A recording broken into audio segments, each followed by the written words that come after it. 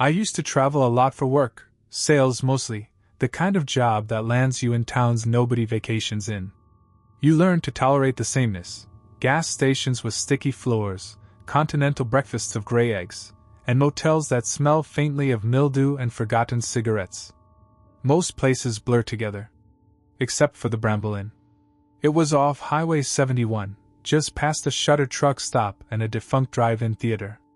I only ended up there because I was too tired to keep driving. The sign outside buzzed in uneven red. Bramble Inn _, and the vacancy light blinked like a pulse. I remember thinking it looked abandoned, but the lobby lights were on, and I didn't have the energy to be picky. The woman at the front desk barely looked up.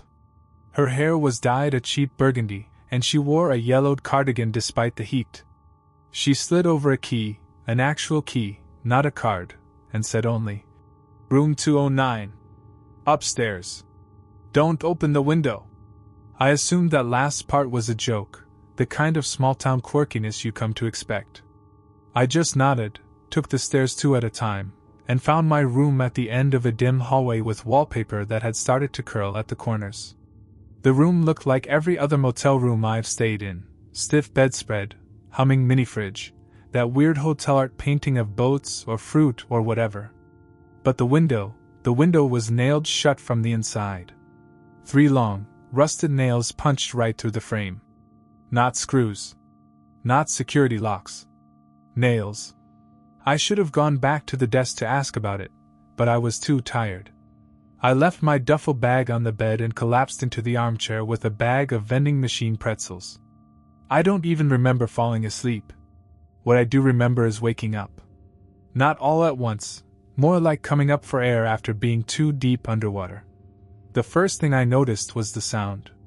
A scraping, slow and deliberate, like fingernails dragging across the glass. I sat up, disoriented.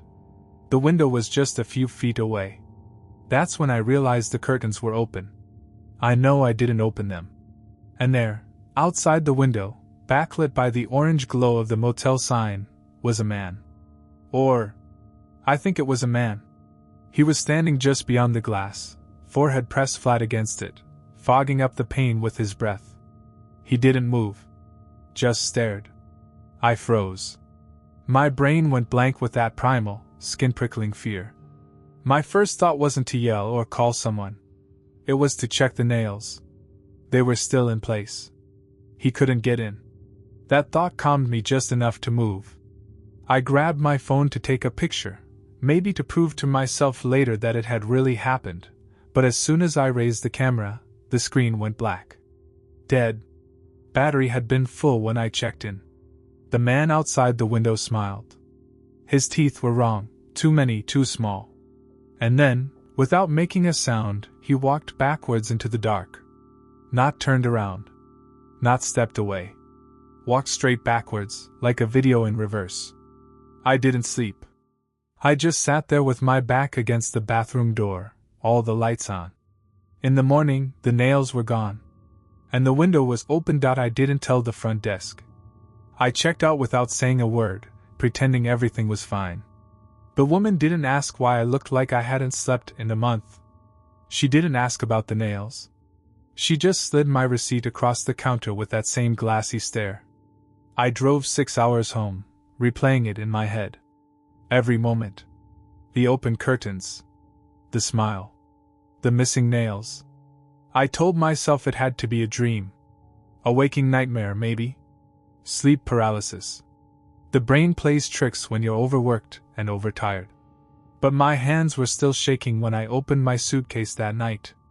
My clothes smelled faintly like rust and dirt, something sour underneath. I didn't think much of it until I reached into the side pouch to grab my toothbrush. It wasn't there. Instead, I pulled out a handful of dirt. Damp, cold, like it had been freshly dug. Stuck in the dirt was something else, a tiny piece of glass. Smooth on one side. The kind you might get if you broke a window. I threw the whole bag into the trash and took the hottest shower of my life. Tried to scrub the feeling off me. Weeks went by. I moved on. Sort of. I started checking my windows at home compulsively. I stopped traveling for work, made up an excuse about burnout. Every now and then, I'd wake in the middle of the night with the same sick feeling in my chest. But the dreams didn't come back. Until one night they did. It wasn't the same motel room. Not exactly. But it felt like it. You know how dreams have that logic. Nothing looks familiar but somehow you know where you are? I was in a room. Bed behind me. Window in front. Only this time, I wasn't inside looking out. I was outside. Staring in. And someone else was in the bed. I watched them sleep. I knew I shouldn't be there, but I couldn't move. Couldn't even blink. And then, the person in the bed stirred, sat up, and stared straight at me. It was me. I was watching myself sleep. I woke up drenched in sweat. I ran to the window, heart in my throat, expecting to see a face pressed against the glass. Nothing. But there was dirt on the windowsill. Not just dust. Clumps. Like someone had been digging. Like someone had been standing there. I don't sleep much anymore. I've moved 3 times since then. Changed jobs. Burned the suitcase. Blocked out the part of the map where Bramblin might still be. But sometimes, when I let myself get too tired, the dreams come back. And each time, the window is a little wider open. It was supposed to be a surprise. My wife, Jess, had been planning the weekend for months. A quiet getaway, just the 2 of us, out in the hills. No cell reception, no emails, no distractions. She booked us a room at an old roadside motel she found online. The Pines Lodge. The pictures looked charming in that rustic, mid-century way, all faded wood paneling and stone fireplaces. It looked safe. We pulled in late.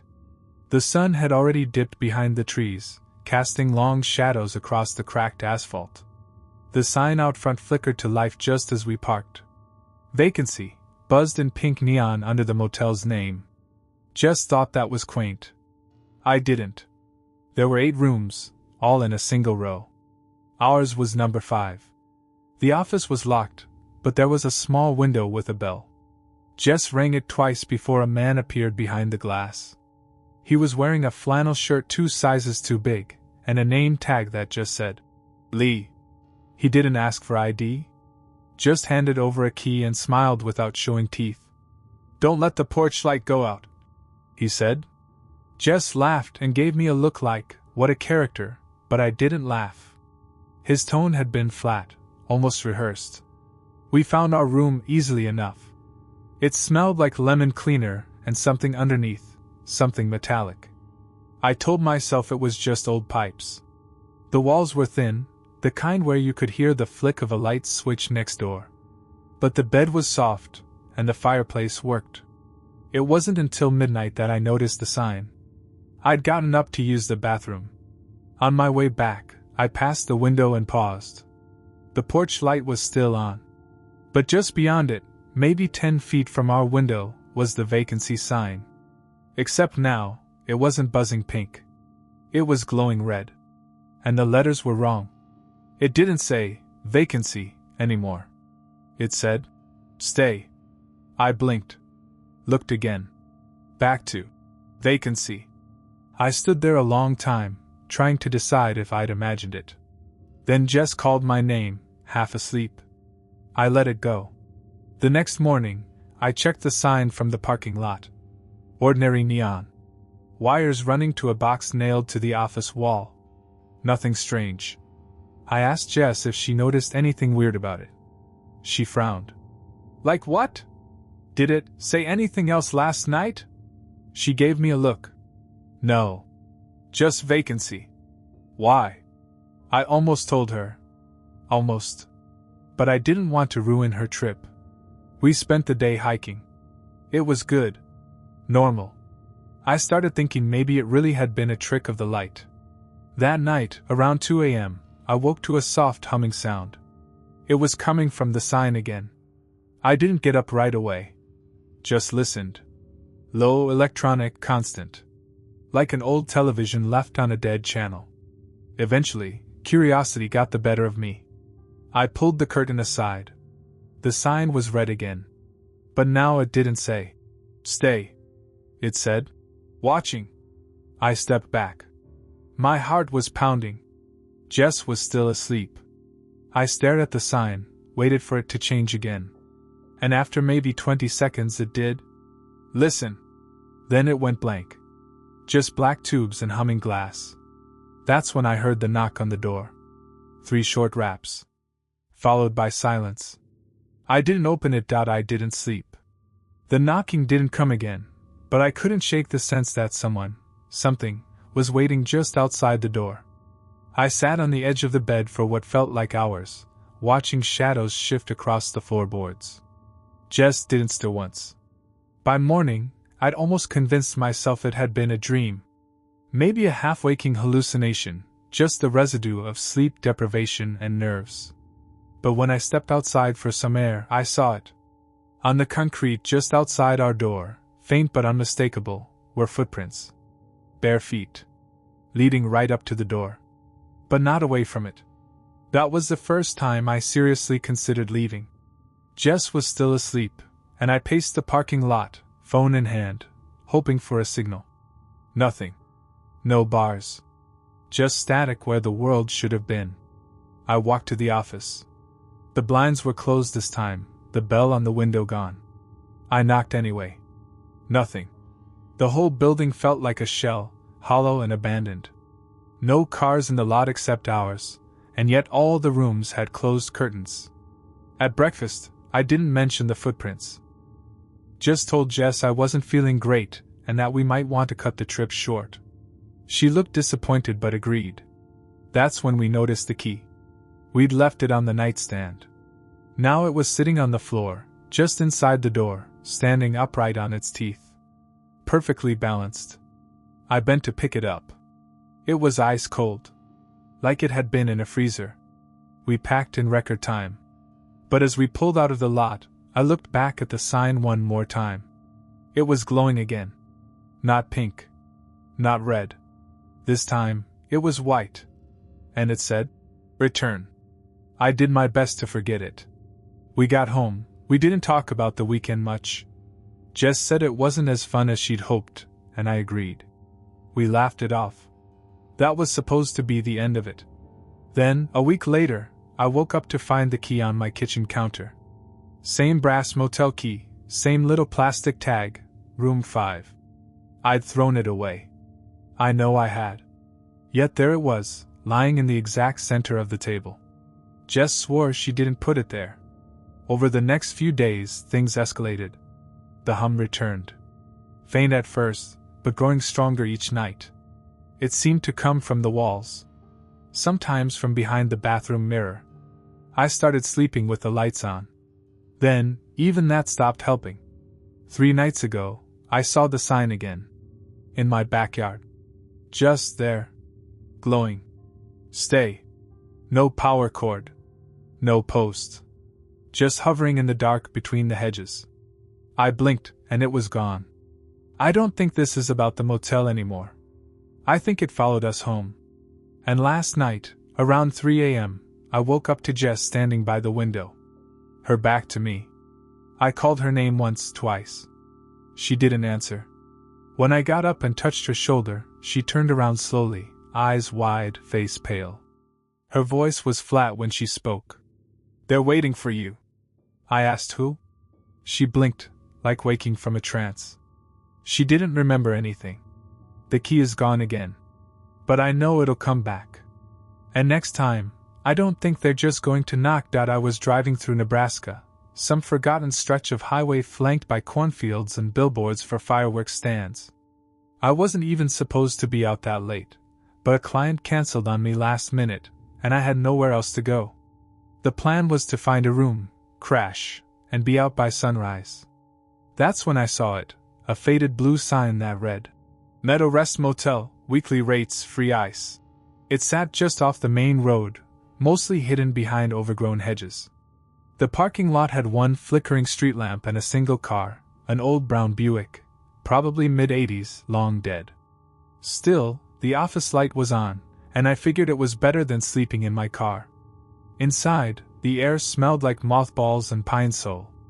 A plastic bell sat on the counter, and behind it was a framed photo of the Grand Canyon. I rang once. From the back room emerged an old man with skin like dry paper and a voice that rasped like he hadn't spoken in days. He didn't smile. Just slid the guest book toward me and said, "Room 7. Cash only." There were no other entries on the page. I handed him $40, and he gave me a key attached to a piece of bone-colored plastic. Just a 7 etched into it. No logo, no address, no phone number. The room was on the far end. The bulb over the door buzzed like it was trying to die. Inside, it was surprisingly clean. Dated, sure, floral bedspread, tube TV, the smell of old dust, but nothing out of the ordinary. The only thing that stood out was the mirror above the dresser. It had a strange smudge in the middle. Almost circular, like someone had leaned their forehead against it. I wiped it with my sleeve, but it didn't go away. Just smeared into a dull, oily outline. Whatever. I was too tired to care.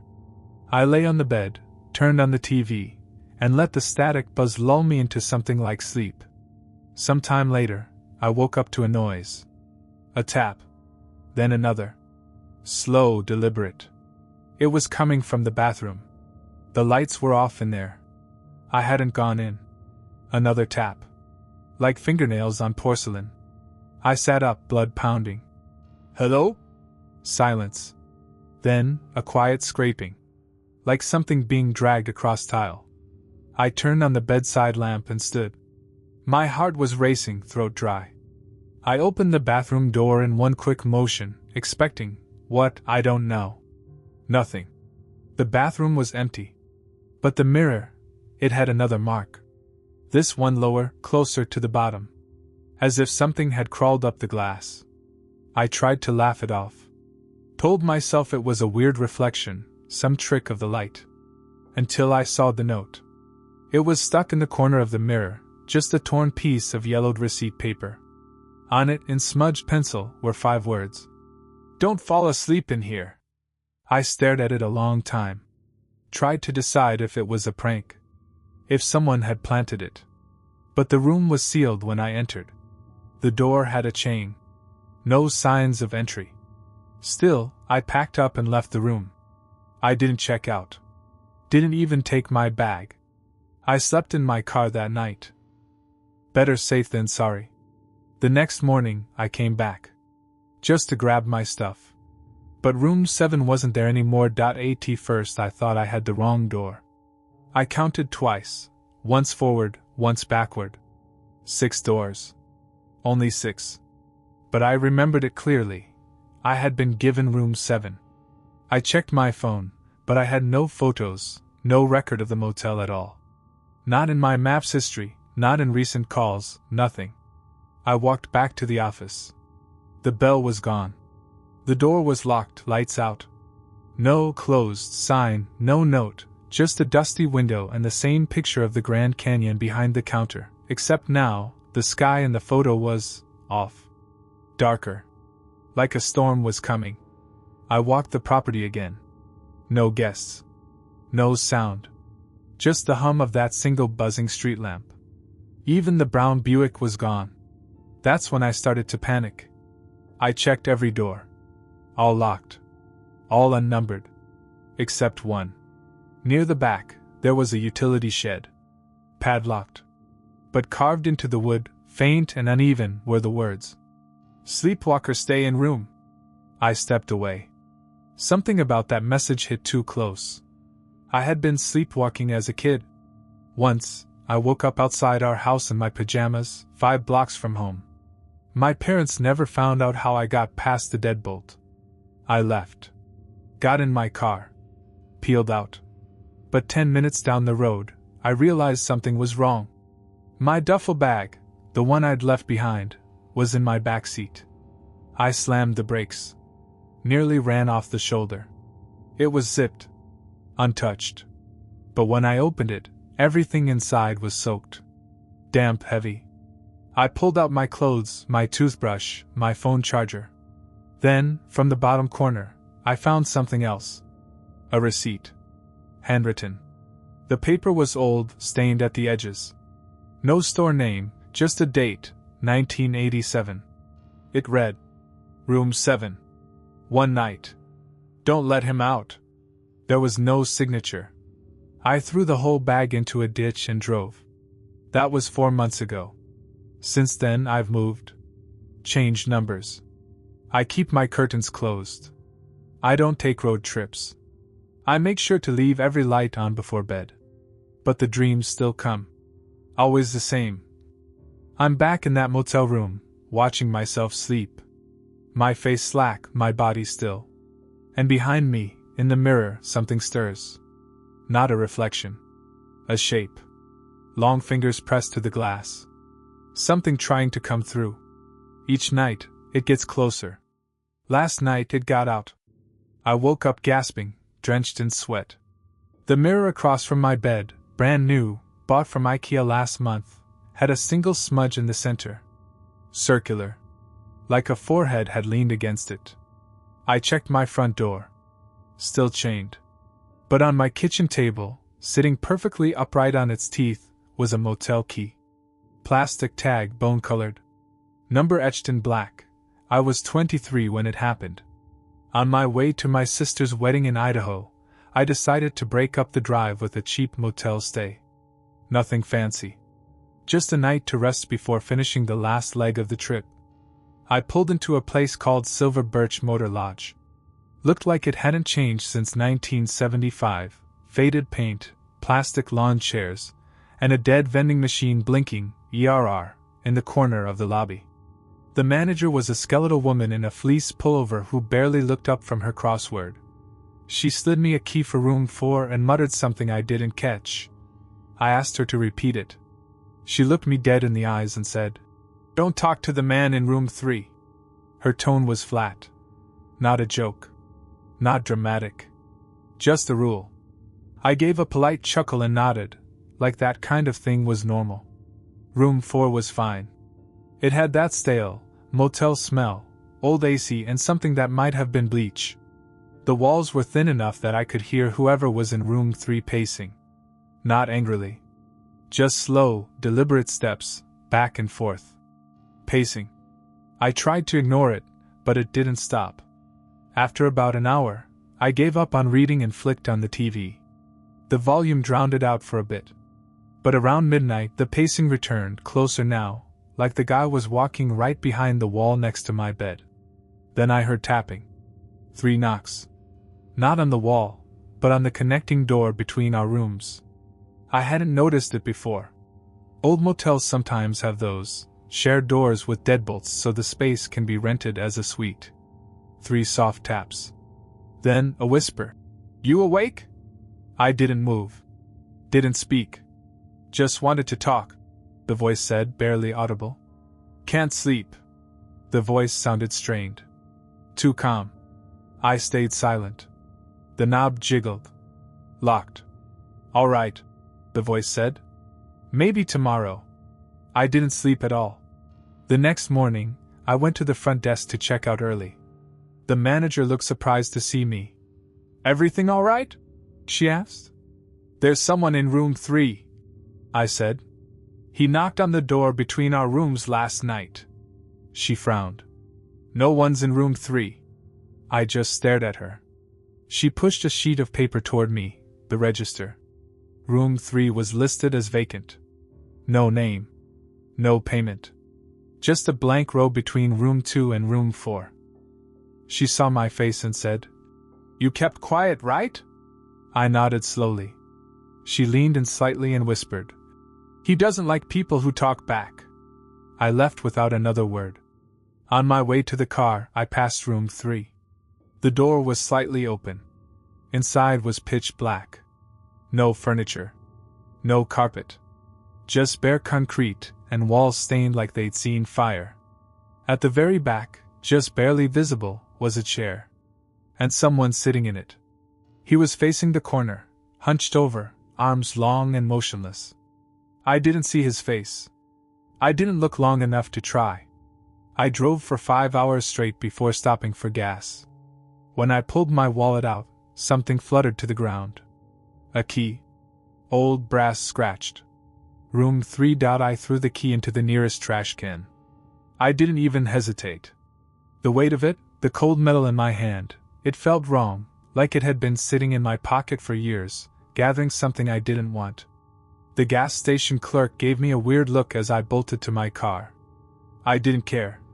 I drove the last leg of the trip to Idaho without stopping again. For a few days, everything was fine. The wedding went smoothly. I smiled for pictures, gave a toast, pretended I hadn't seen what I'd seen.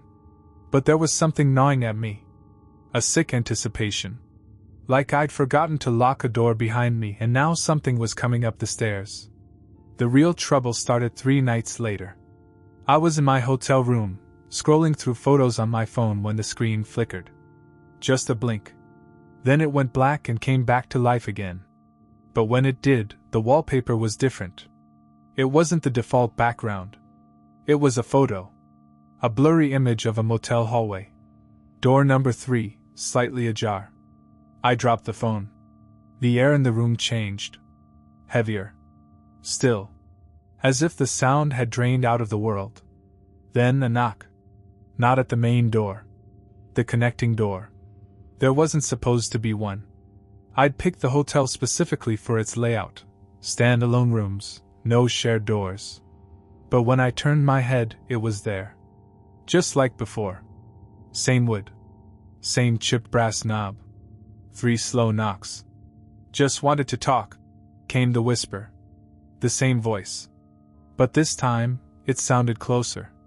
Wet. Like his mouth was pressed against the keyhole. I backed into the corner shaking. The knob didn't jiggle. The whisper didn't come again. I didn't sleep. When the sun rose, the door was gone. Just a blank wall, like it had never been there. Back home, I started checking my pockets every day, making sure the key didn't return. For a while, it didn't. But strange things started happening. Twice I found my apartment door unlocked when I knew I'd locked it. Once, I came home to find every window in my place open, even though I live on the 3rd floor. But the worst was the dreams. Always the same. I'm in room 3. Not watching. Inside. The walls feel closer each time, the corners sharper. There's no light except the faint blue glow from the hallway. And in the far corner of the room, the man sits on his chair. Only now, he's facing me. I can never see his face. But I always wake up with my back soaked in sweat and the taste of ashes in my mouth. Last week, I found the key again. On my kitchen table. I don't even question how anymore. I don't have to. And just now, as I'm writing this, I heard it. 3 soft knocks on my closet door. That closet doesn't have a lock.